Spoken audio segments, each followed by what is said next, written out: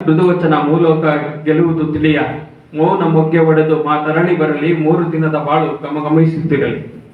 ತಾಲೂಕು ಚುಟುಕು ಸಾಹಿತ್ಯ ಪರಿಷತ್ತಿನ ಪ್ರಪ್ರಥಮ ಸಮ್ಮೇಳನದ ಒಂದು ಸರ್ವಾಧ್ಯಕ್ಷರಾಗಿರುವಂಥ ಅವರ ಅನುಪಸ್ಥಿತಿಯಲ್ಲಿ ಸಿದ್ದೇಶ್ ಹಿರೇಮಠರವರೇ ಹಾಗೂ ಈ ಒಂದು ಚುಟುಕು ಸಾಹಿತ್ಯ ಪರಿಷತ್ತಿನ ಸಮ್ಮೇಳನದ ಒಂದು ರೂವಾರಿಗಳು, ಪರಿಷತ್ತಿನ ಅಧ್ಯಕ್ಷರಾಗಿರುವಂಥ ಹಿರಿಯರು, ಬಹಳ ಚುರುಕಾಗಿ ಕೆಲಸವನ್ನು ಮಾಡ್ತಿರುವಂಥ ಗಂಗಾಧರ ಸರ್ ಅವರೇ ಹಾಗೂ ನಮ್ಮ ನೆರೆಯ ತಾಲೂಕಿನ ಚುಟುಕು ಸಾಹಿತ್ಯ ಪರಿಷತ್ತಿನ ಅಧ್ಯಕ್ಷರು, ಆತ್ಮೀಯರು ಆಗಿರುವಂಥ ಕವಿರಾಜ್ ಅಣ್ಣರವರೇ, ವೇದಿಕೆ ಮೇಲಿರುವಂಥ ಬಸವರಾಜ ಅಣ್ಣರವರೇ, ನಮ್ಮ ಸಂತಬೆನ್ನೂರು ಹೋಬಳಿಯ ಅಧ್ಯಕ್ಷರಾಗಿರುವಂಥ ಸುಧಣ್ಣರವರೇ, ಮಂಜಣ್ಣರವರೇ ಹಾಗೂ ನಮ್ಮ ದಾವಣಗೆರೆಯಿಂದ ಬಂದಿರುವಂಥ ಆತ್ಮೀಯ ನಮ್ಮ ತಾಯಿ ಸತ್ಯಭಾಮ ಮಂಜುನಾಥ್ರವರೇ, ಸಂಧ್ಯಾ ಸುರೇಶ್ ರವರೇ, ಅವರೆಲ್ಲ ನಮ್ಮ ಸಾಹಿತ್ಯ ವಲಯದಲ್ಲಿದ್ದಾರೆ.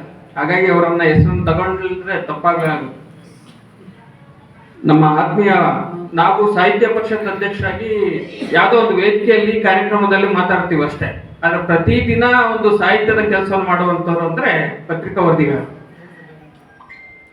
ನಾವು ಏನೋ ವೇದಿಕೆಯಲ್ಲಿ 4 ಮಾತಾಡ್ತೀವಿ, ಶಾಲೆಯಲ್ಲೋ ಕಾಲೇಜಲ್ಲೋ ಅಥವಾ ಸಂಘ ಸಂಸ್ಥೆ ಆಶ್ರಯದಲ್ಲಿ ಮಾತಾಡ್ತೀವಿ. ಅದ್ರ ನಿತ್ಯ ಸಾಹಿತ್ಯದ ಕೆಲಸವನ್ನ ಬರೆಯುವಂತ ಕೆಲಸವನ್ನು ಮಾಡೋರು ಅಂದ್ರೆ ಪತ್ರಿಕಾ ವರದಿಗಾರ.